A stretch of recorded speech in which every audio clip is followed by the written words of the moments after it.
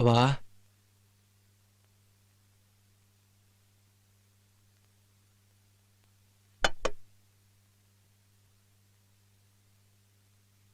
ಯಾಕೋ ಮಗನೇ, ಏನಾಯ್ತು? ಅವ್ವ ನೀನ್ ತೊಡೆ ಮೇಲೆ ಮನ್ಕೋಬೇಕು ಅನ್ನಿಸ್ತಾ ಇದೆ, ಮನ್ಕೊಳ್ಳವಾ? ಅಯ್ಯೋ ನನ್ ಕಂದ, ಏನಾಯ್ತು ನಿಂಗೆ? ಮಲಕ.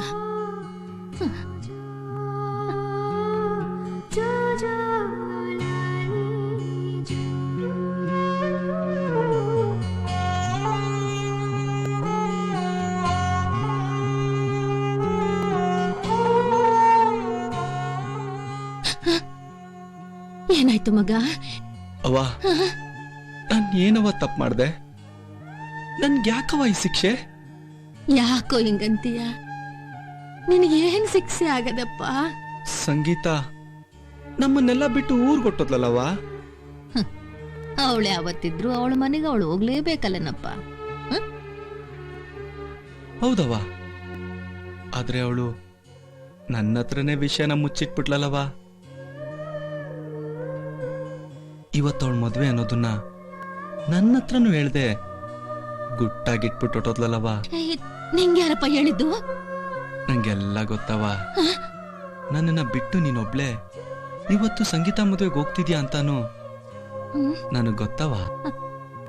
ಮಗ ಅದಂಗಲ್ಲ, ಮಗ ಅದಂಗಲ್ಲ.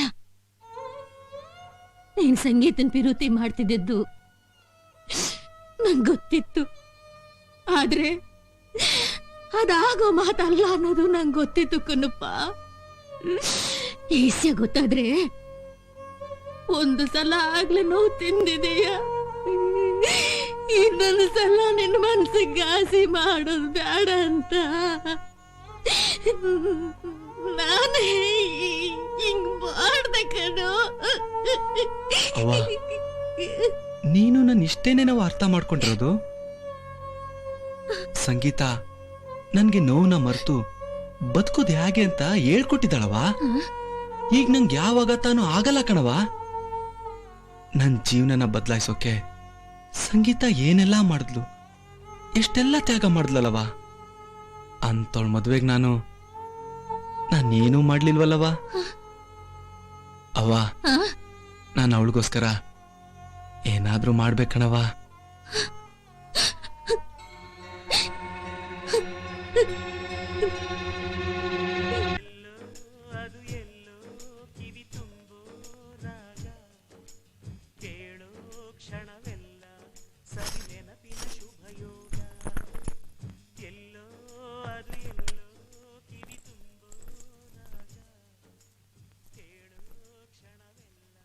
ಆಂಟಿ,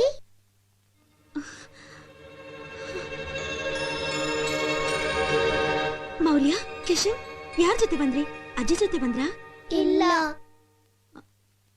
ಮತ್ತೆ ಯಾರ ಜೊತೆ ಬಂದ್ರಿ? ಯಾರು ಬಂದಿಲ್ಲ, ನಾವಿಬ್ರೇ ಬಂದ್ವಿ. ಅಷ್ಟು ದೂರದಿಂದ ನೀವಿಬ್ರೇ ಬಂದ್ರಾ?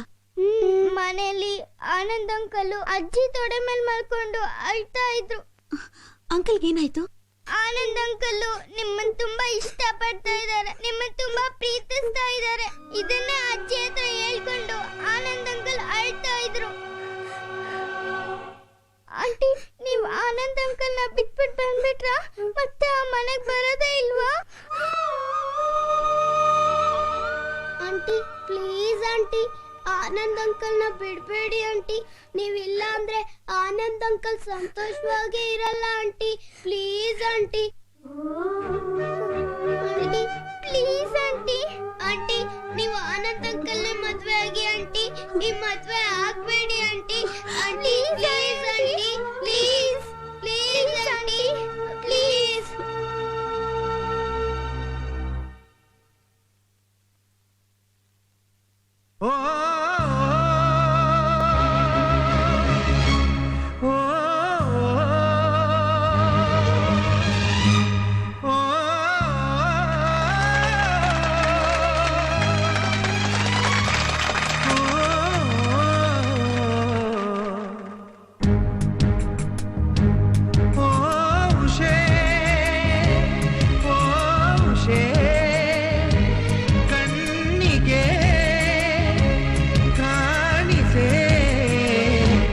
17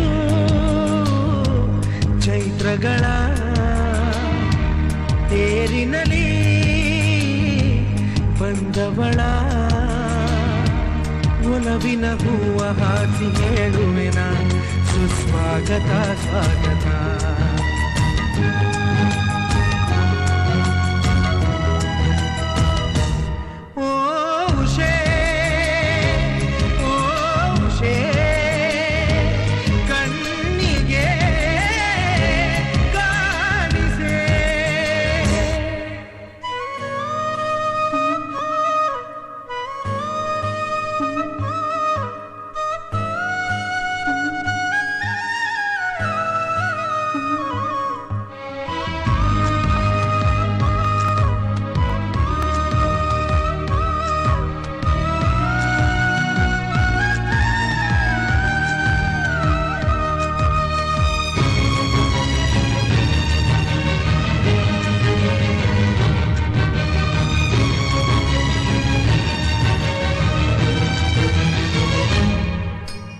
ಎಲ್ಲಿರಲಿ ಹೇಗಿರಲಿ ನೀ ನಗುತ್ತಿರು ನಿನ್ನ ಹರಸಲಿ ಎಲ್ಲ ದೇವರು.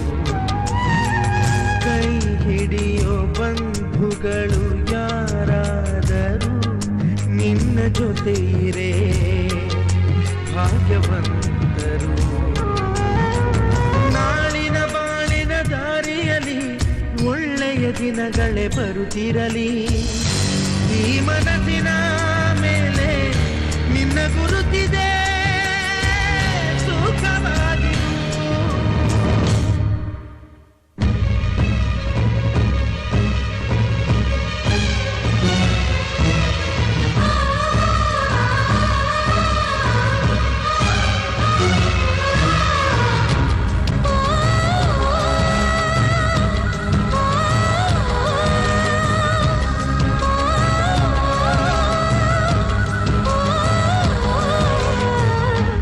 ನಿನ್ನಿಂದ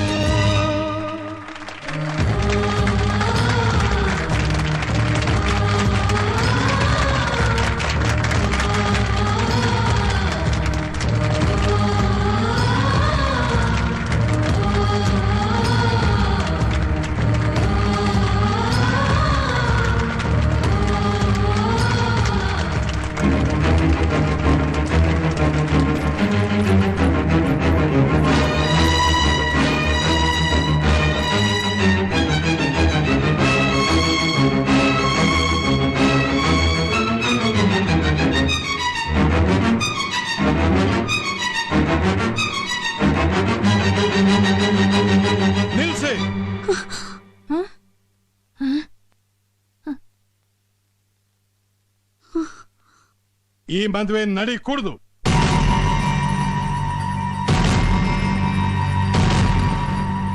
ಪ್ರಸಾದ್, ಈ ಕಡೆ ಬರೋ. ಏನ್ ಹೇಳ್ತಾ ಇದ್ಯಾ ನಾರಾಯಣ್? ಈ ಮದ್ವೆ ನಡಿ ಕುಡ್ದ? ಹೌದು, ನಾವೇ ಹೇಳ್ತಾ ಇದೀವಿ ಈ ಮದ್ವೆ ನಡಿ ಕುಡ್ದು. ಚಿತ್ರ, ಏನ್ ಹೇಳ್ತಾ ಇದೀಯಾ? ಕೊನೆ ಗಳಿಗೆಲಿ ನನ್ ಮಗಳ ಮದ್ವೆ ನಿಂತೋದ್ರೆ ಅವಳ ಜೀವನ ಹಾಳಾಗೋಗುತ್ತೆ. ನೋಡೋ ವಿಶ್ವ, ನಾವು ನಿನ್ನ ಮಗಳ ಜೀವನಾನ ಹಾಳು ಮಾಡ್ತಾ ಇಲ್ಲ. ಈ ಮದುವೆ ನಡೆದ್ರೆ ನಿನ್ನ ಮಗಳದೇ ಅಲ್ಲ, ನನ್ನ ಮಗನ ಜೀವನಾನೂ ಹಾಳಾಗತ್ತೆ.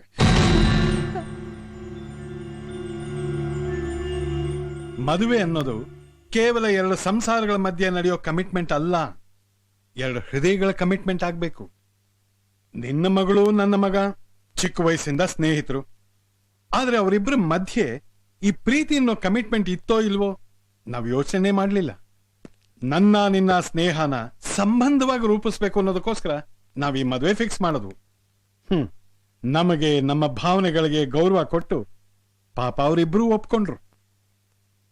ವಿಶ್ವ, ಒಂದು ಹುಡುಗಿ ಹೃದಯದಲ್ಲಿ ಪ್ರೀತಿ ಹುಟ್ಟಿದ್ರೆ ಅದು ಕಣ್ಣಲ್ಲಿ ಕಾಣಿಸುತ್ತೆ ಅಂತಾರೆ. ಇವತ್ತು ಆ ಪ್ರೀತಿನ ನಾನು ಸಂಗೀತ ಕಣ್ಣಲ್ಲಿ ನೋಡಿದೆ. ಆದ್ರೆ ಅದು ನನ್ನ ಮಗನಿಗೋಸ್ಕರ ಅಲ್ಲ, ಆ ಹುಡುಗ ಆನಂದಗೋಸ್ಕರ. ನಾವು ಏರ್ಪೋರ್ಟ್ ಇಂದ ಬರುವಾಗ ನಮ್ ಕಾರಿನ ಡ್ರೈವರ್ ಇವರಿಬ್ರು ಪೋಸ್ಟರ್ ನೋಡಿ ಮೇಡ್ ಫಾರ್ ಈಚ್ ಅದರ್ ಅಂದ. ಇಡೀ ಕರ್ನಾಟಕದ ಜನ ಇವ್ರು ಹಾಡು ಹೇಳೋದನ್ನ ಕೇಳಿ ಇವ್ರ voice made for each other ಅಂದ್ರು. ಏನು ಗೊತ್ತಿಲ್ಲದೆ ಇರೋ ಆ ಇಬ್ರು ಚಿಕ್ಕ ಮಕ್ಕಳು ಇವರಿಬ್ರು ಒಂದಾದ್ರೆ ಎಷ್ಟು ಚೆನ್ನಾಗಿರುತ್ತೆ ಅಂತ ಫೀಲ್ ಮಾಡಿದ್ರು. ಹೀಗೆ ಇವರಿಬ್ರು ಒಂದಾದ್ರೆ ಒಳ್ಳೇದು ಅಂತ ಎಲ್ರೂ ಅನ್ಕೋತಿರುವಾಗ ಇವ್ರನ್ನ ನಾವು ಬೇರೆ ಮಾಡಿದ್ರೆ ಜನ ಇರ್ಲಿ, ಆ ದೇವರು ಕೂಡ ನಮ್ಮನ್ನ ಕ್ಷಮಿಸೋಲ್ಲ. ನನ್ನ ಮಗ ನಿನ್ನ ಅಳಿಯ ಆಗ್ಬೇಕು, ನಿನ್ನ ಮಗಳು ನನ್ನ ಸೊಸೆ ಆಗ್ಬೇಕು, ಅದು ನಮ್ಮ ಕಮಿಟ್ಮೆಂಟ್. ಅದು ಈಗಲೂ ಸಾಧ್ಯ. ನಿನ್ನ ಚಿಕ್ಕ ಮಗಳು ನನ್ನ ಮಗನ ಮದುವೆ ಮಾಡ್ಕೊಳಕ್ ಒಪ್ಕೊಂಡ್ರೆ. ಆದ್ರೆ ಸಂಗೀತ ಮಾತ್ರ ಯಾವತ್ತಿದ್ರೂ ಆನಂದ್ಗೆ ಸೇರ್ಬೇಕು. ಆನಂದ್ ಹಾಡ್ತಾ ಇರ್ಬೇಕು ಅಂದ್ರೆ ಸಂಗೀತ ಜೊತೆ ಇರ್ಬೇಕು. ಸಂಗೀತ ಆನಂದವಾಗಿರ್ಬೇಕು ಅಂದ್ರೆ ಆನಂದ್ ಜೊತೆ ಇರ್ಬೇಕು. ಸಂಗೀತ ಇದ್ರೆ ಆನಂದ, ಆನಂದ ಇದ್ರೆ ಸಂಗೀತ. ಇವರಿಬ್ರು ಒಂದಾಗ್ಬೇಕು ಅನ್ನೋದೇ ನಮ್ಮ ಅಭಿಪ್ರಾಯ. ಏನಮ್ಮ ಸಂಗೀತ, ಏನ್ ಹೇಳ್ತೀಯ?